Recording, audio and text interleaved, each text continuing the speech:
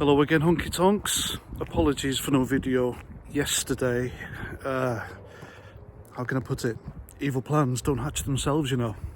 I've got one rule in life: win if you can, lose if you must, but always cheat. Stick by those rules and you won't go far wrong. Now, Batley. Batley's in the news again. It was last in the news about 3 years ago. And that's because a grammar school teacher went into hiding along with his whole family for insulting Muslims. It's a hell of a thing now, Britain in 2024, where a man and his family have to hide for their lives for fear of being harmed or murdered by an ideology that is alien to this country. It didn't originate here. This ideology, it originated elsewhere, and like other ideologies and religions, it spread violently. That's a fact. Now, yesterday there was a report by Dame Sarah Khan, I do believe, and she's like a social cohesion czar. The T is silent, I know, but I always pronounce it for a laugh. And it's a damning report on not only the police, the authorities, for failing this guy and his family, but the school as well. They all basically bent over backwards to this ideology that threatened this guy. They turned up mob-handed at his home, hence he had to move 100 miles away, allegedly, and adopt a new name away from friends and family. That's his kids as well. He's got a couple of kids. And it's affected him greatly. As you'd imagine, he's got PTSD, always looking over his shoulder. The guy's a nervous wreck. He's a young lad, and he's got a family. Now, all this guy did was show a picture or a drawing of Mohammed to the class. And the next day, extremists turned up and demanded bloodthirsty lot to do that and get away with it. Now, I told you West Yorkshire Police came under scrutiny in this report as well, because they completely failed this guy. This guy and his family received death threats, and the police did nothing.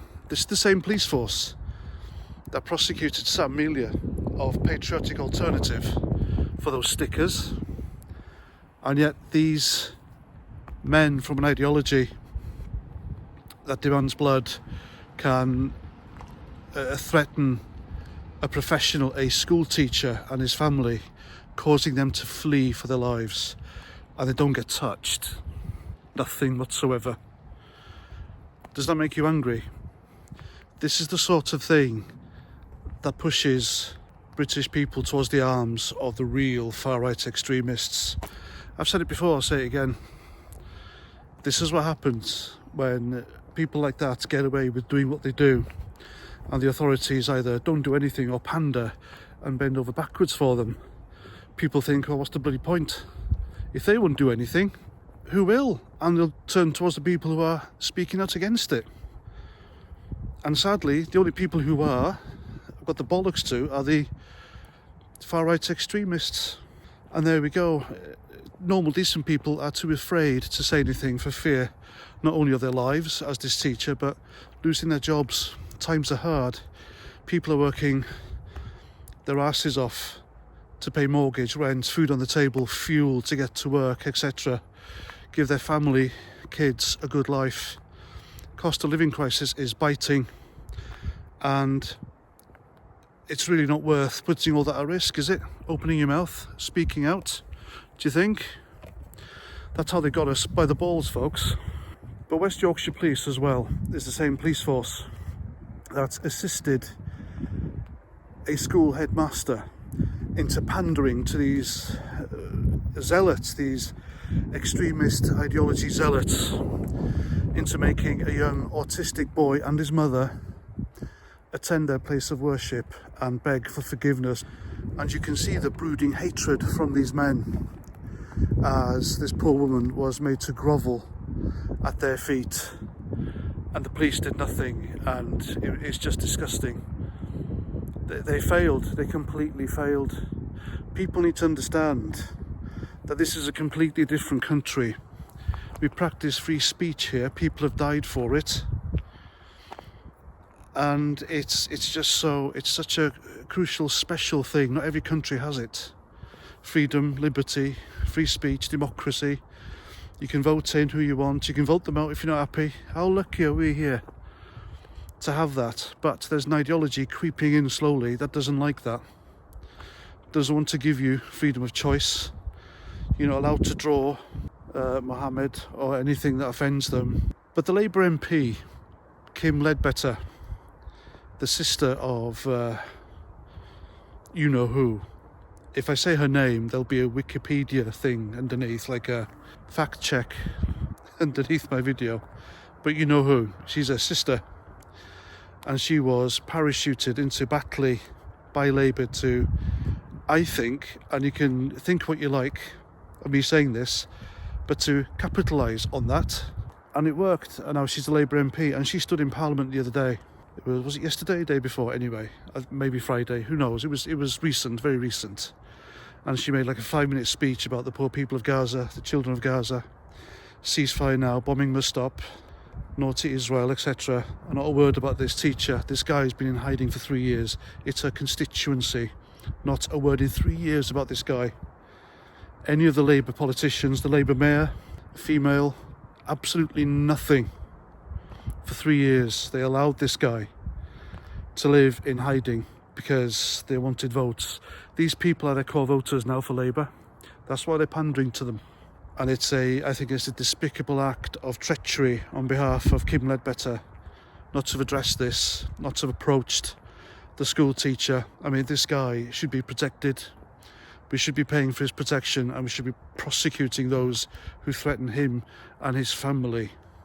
We have laws in this country, laws that aren't bent, or shouldn't be bent to suit anyone for fear of being called racist or any other left-wing tropes. The law is there to cover everyone. If it can prosecute Sam Melia for stickers, then surely it could prosecute these men for death threats over a bloody drawing, for heaven's sake. I mean, my goodness. Get over it. Get the hell over it. It's your choice to be offended, no one else's.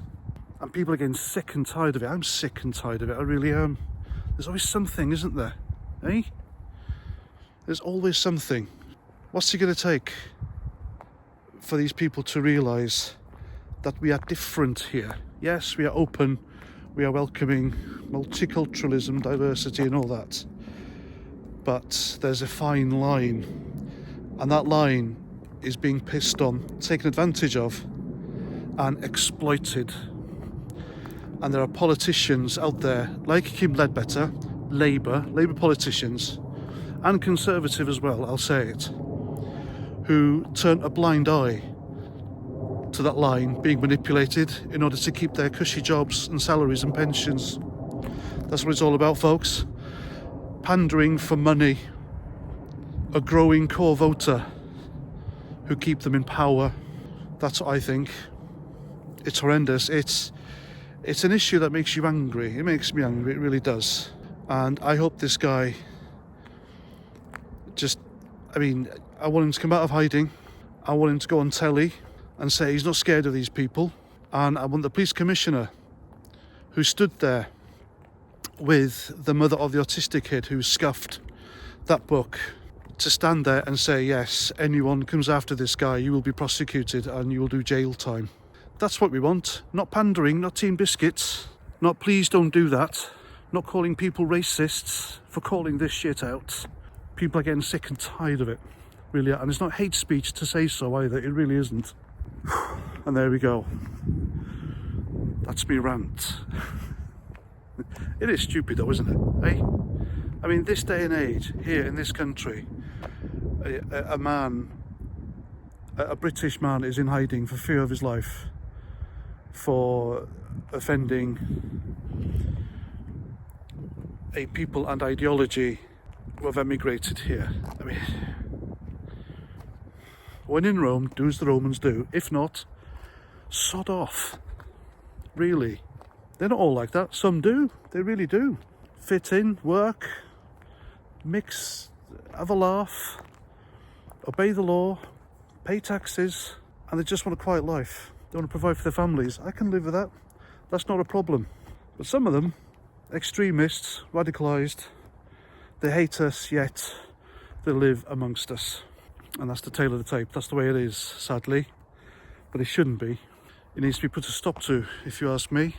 It really does. There needs to be prosecutions, severe prosecutions. You shouldn't be allowed to threaten people's families because it makes you cry. He made you cry. He showed a drawing of...